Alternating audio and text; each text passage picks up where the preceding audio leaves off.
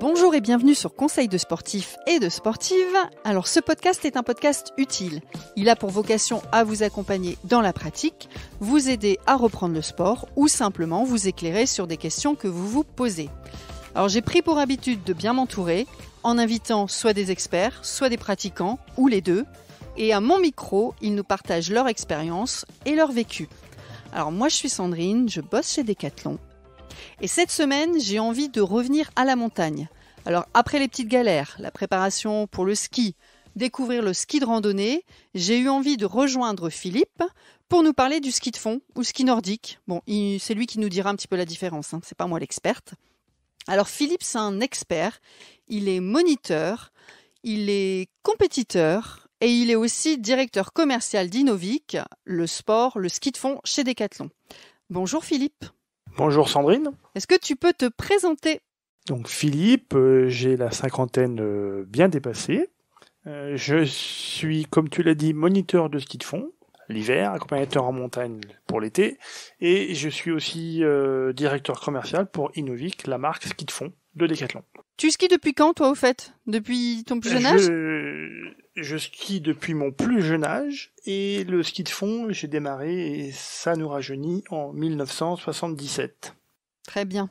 J'ai un petit rituel avant mes questions sur cette pratique sportive. Tu es plutôt café ou thé ? Les deux, mon capitaine. Le thé au petit-déj, le café au milieu de la matinée et à la fin du repas. D'accord. Plutôt foot ou rugby ? J'ai pas entendu la question. Plutôt foot ou rugby ? J'ai toujours pas entendu la question. Non, tu je plaisante. Détestes J'ai hésité à l'écrire. J'adore regarder le rugby et j'aurais adoré jouer le rugby. Ouais. Mais dans mon village, j'y avais pas. J'ai joué beaucoup au foot et aujourd'hui, je trouve ça lamentable. Mais c'est un avis personnel. Très bien. Voilà. Salé ou sucré ? Les deux, mon capitaine. Ah bah dis donc, décidément. Et alors la dernière, mais je pense que j'ai déjà la réponse, c'est un petit peu comme avec Sébastien, je pense que j'avais déjà la réponse, c'est mer ou montagne ? Montagne. Hein. Bah ouais, c'est pas drôle avec vous, ça, c'est toujours la même réponse. Non. Ouais. Bon alors, ma première question, en fait, j'aimerais bien que tu m'expliques tout simplement ce que c'est que le ski de fond et aussi le ski nordique. J'ai souvent tendance, je ne sais pas quel intitulé je dois prononcer. Je sais pas si finalement il y a une réelle différence. Donc, est-ce que tu peux nous éclairer là-dessus ? Oui, on utilise les deux termes, mais si on veut bien utiliser les bons termes, le ski nordique est le grand chapeau, et dedans il y a le ski de fond, il y a le médiatique biathlon, il y a la randonnée nordique, il y a le saut à ski, et puis deux autres disciplines un peu plus confidentielles qui sont le combiné nordique, mélange de saut et de ski de fond, et le ski orientation, de la course d'orientation avec des skis au pied. Avant que tu m'expliques ce que c'est que le ski de fond dans la pratique, tu m'as dit randonnée nordique ? Alors, la randonnée nordique... C'est pas le ski de randonnée. Alors, le vrai nom, ça serait ski de randonnée nordique. Ah. C'est-à-dire un ski de randonnée avec des quarts métalliques le plus souvent, mais la grosse différence, c'est le talon libre. Et en ski de fond, en randonnée nordique, en ski nordique, le talon est toujours libre. Ok, d'accord. À l'inverse du ski de randonnée où on bloque le talon à la descente. Ah oui, c'est ce que m'a expliqué Sébastien il y a quelques semaines. D'accord. On dit talon libre, esprit libre. Et alors, la pratique du ski de fond, comment ça se passe ? Qu'est-ce que je fais ? Dis-moi. Il y a deux techniques. La technique qu'on appelle classique, la technique traditionnelle, qui se pratique depuis très longtemps dans les pays nordiques, où on pratique dans des rails, une trace où on avance un peu comme en marchant naturellement, et ce qu'on appelle le skating, ou le pas de patinage, pour nos amis canadiens, qui se pratique avec les skis divergents, un peu comme le patin à glace ou le roller, mais avec des bâtons. Oui. Le skating nécessite une piste préparée, absolument. Le classique permet de passer de la piste au hors-trace sans trop de soucis. Et les bienfaits de la pratique ? Alors, le ski de fond, il cumule plein d'avantages. En même temps, venant de ma part, ça serait difficile de dire autrement. De dire le contraire. Voilà. Bien sûr, c'est une activité physique. Ça, c'est l'image que... Alors, les gens ont deux images du ski de fond. À la fois la promenade à mémé, la promenade, tranquillement, et c'est possible en marchant tranquillement, ou alors le très sportif avec le skating. Tout est possible entre les deux. On peut très bien commencer en se promenant, pratiquer en famille tranquillement, ou alors pratiquer dans un esprit vraiment sportif. Et les bienfaits, c'est comme ça peut devenir très très très physique, souvent les gens en cours, ils découvrent des muscles qui n'imaginaient pas qu'ils existaient. Voilà. Ça fait travailler tout le corps, bien sûr le système cardiovasculaire, mais tous les muscles sont mis en mouvement en ski de fond. Donc il y a ça, mais il y a aussi le côté recherche du bien-être mental, parce qu'on pratique en pleine nature, loin du stress du milieu urbain, la reconnexion avec la nature, parce que au départ d'un site de ski de fond, il y a un petit peu de monde, bon, puis dès que t'as fait 3, 4, 5 minutes, t'es ailleurs, quoi. Et t'es souvent tout seul. Est-ce que ça veut dire du coup que les personnes qui pratiquent le ski de fond sont plutôt des personnes qui sont passionnées par la randonnée, par la nature, par l'esprit d'évasion, par se reconnecter avec soi-même? Enfin, il y a plein de motivations, je vois ça. Ou pas forcément. Alors si, il y a un trait commun aux gens qui pratiquent le ski de fond, un trait commun de tous ces points-là. On a peu d'extravertis à outrance dans le milieu du ski de fond, on est plutôt des gens humbles. Ouais.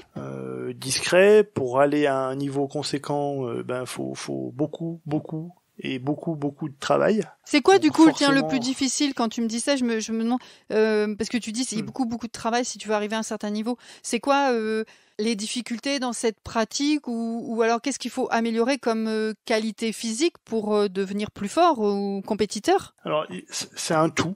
Comme on met tout en jeu, c'est un tout. C'est à la fois, vu qu'on est sur un sport de glisse, l'équilibre qui est super important, ouais, mais aussi toutes les capacités cardiologiques et musculaires à développer, quoi. Le fondeur ou la fondeuse de haut niveau est un athlète complet. Tu peux démarrer à quel âge ski de fond pour devenir un fondeur ou une fondeuse aguerrie? Alors, je dirais que la règle d'or, c'est surtout à l'âge où l'enfant a envie. À partir de 2 ans, c'est possible pour certains enfants, mais surtout, faut pas les pousser et les obliger. Si ça pleure, c'est que c'est pas le moment. Faut réessayer plus tard, s'ils en font la demande. Sachant que dans l'apprentissage du ski, les premières années sont très vite comblées. S'il y en a un qui a commencé à 2 ans et l'autre à 3, quelques années plus tard, ça ne sera pas la différence en tout cas. Oui, ils vont en rattraper. Enfin, on peut rattraper le niveau très vite facilement et tous être au même niveau du coup. Donc on peut commencer très jeune et on peut aussi en faire très longtemps. J'ai l'impression. Je pense qu'une fois tu m'as parlé de personnes qui étaient. On a des gens qui ont dépassé allègrement les 85 ans, qui skient à minima une fois par semaine, quoi. D'une part parce que la chute en ski de fond, elle n'est pas impossible, mais elle est moindre. Elle est moindre qu'en ski alpin, les vitesses sont moins élevées, et puis si on choisit bien sa piste, le risque de tomber est quand même très très faible. Hein. D'accord, là ce que je comprends finalement, c'est que c'est un peu intergénérationnel. D'ailleurs, je pense que je vais essayer d'interviewer une maman qui va nous parler de sa pratique avec ses enfants. Donc intergénérationnel, facilement accessible. Alors c'est très accessible parce que le classique en l'occurrence c'est naturel, hein, on avance un pied, on avance une jambe comme quand on marche et quand on court, donc il n'y a pas besoin de beaucoup réfléchir pour faire ça. Là on est dans de la promenade. Et puis le matériel aussi est très accessible en termes de légèreté, on n'a pas des trucs trop lourds au bout des pieds et après il y a le versus économique, c'est pas cher. Enfin c'est beaucoup moins cher que d'autres sports d'hiver. Ouais. Si je veux commencer demain, Philippe, je prends quoi en termes d'accessoires, d'équipements, de vêtements? La petite panoplie facile, ça serait quoi?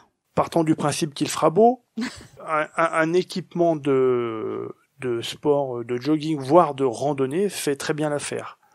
Si ça se met à faire mauvais, faut se protéger non pas par rapport au sport, mais par rapport aux éléments, à savoir de la pluie, du vent, de la neige et du froid. Ça veut dire que j'ai pas forcément besoin d'une combinaison de ski? Tu n'as pas besoin d'une combinaison de ski, bien au contraire. Un survêtement, un collant de course à pied sont généralement beaucoup plus adaptés. Le travers classique, c'est justement les vêtements trop chauds. D'accord. Où les gens démarrent et puis au bout d'un quart d'heure, ils sont comme des pivoines, quoi. Donc je respecte pas l'histoire des 3 couches?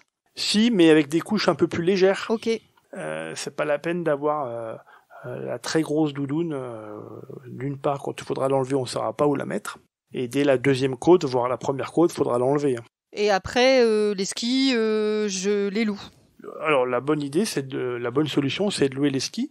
Un équipement complet en ski de fond, c'est en location sur la journée, ça doit tourner entre 15 et 20 euros, donc c'est abordable. Un forfait, alors on appelle ça plutôt un accès aux pistes plutôt qu'un forfait, ça coûte moins de 10 euros pour la journée. Ah oui, c'est pas cher. C'est pas cher, et il y a des forfaits saison qui te permettent de skier tout l'hiver sur ton site de pratique ou sur plusieurs. Là par contre j'ai pas les prix dans ma tête. Je dirais que sur le site lequel j'exerce, le forfait saison doit tourner autour de 80 euros. Ah oui, c'est pas grand chose par rapport avec à 80 euros, si tu veux skier tous les jours, tu skis tous les jours. Il y a plus d'hommes ou il y a plus de femmes?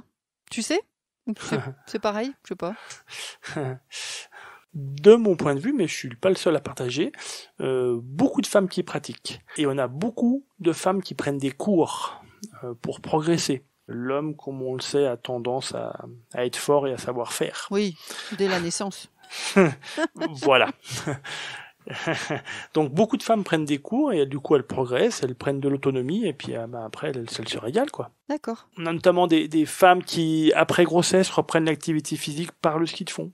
Et alors après, on a aussi des très sportifs, gros cyclistes, non pas en poids, mais en nombre de kilomètres de vélo, ou de coureurs à pied, trailers, qui, pour s'entraîner l'hiver, viennent au ski de fond. Ah oui. Ça leur permet d'augmenter le volume d'entraînement sans risquer la blessure, parce que augmenter le volume d'entraînement en course à pied, ça peut vite être traumatisant, musculairement parlant. Oui, je comprends. Alors qu'en ski de fond, on peut accumuler des heures sans risquer de blessure.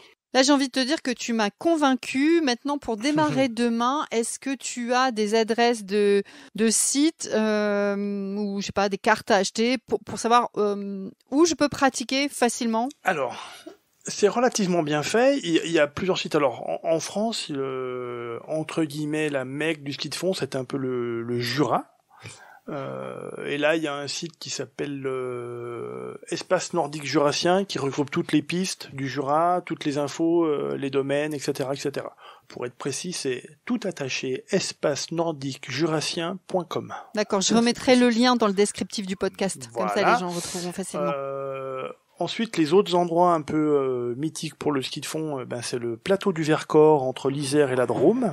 Et les deux départements Savoie, Haute-Savoie sont très très bien lotis en ski de fond. J'y reviendrai. On pratique aussi dans les Vosges, bien sûr. On pratique aussi dans le Massif central et dans les Pyrénées, le ski de fond. Après, la Mecque, c'est l'endroit où j'exerce, bien sûr, au plateau des Glières. Non, c'est une plaisanterie. Mais c'est un super endroit pour le ski de fond. Ok. C'est là-bas qu'on peut te trouver. C'est là-bas qu'on peut me trouver, ainsi que les 15 autres moniteurs de l'école de ski du plateau. D'accord. Ok. Je mettrai le lien aussi, alors, si tu veux, dans le descriptif du podcast. Pas de problème. Écoute, Philippe, j'ai l'impression qu'on a fait le tour. Alors du coup, on va reprendre de bonnes habitudes. Si vous avez aimé ce podcast, n'hésitez pas à le partager à vos amis, votre famille, sur vos réseaux, en laissant un commentaire sympathique et des étoiles, de préférence 5 sur Apple Podcast. On n'oublie pas d'aller écouter les histoires de sportives by Decathlon sur toutes les plus grandes plateformes d'écoute. Alors, ce sont pour moi des histoires de gens ordinaires qui font des choses extraordinaires. Je remercie Philippe. Merci à toi, Sandrine. À bientôt et on se retrouve la semaine prochaine. Salut Philippe. Ciao.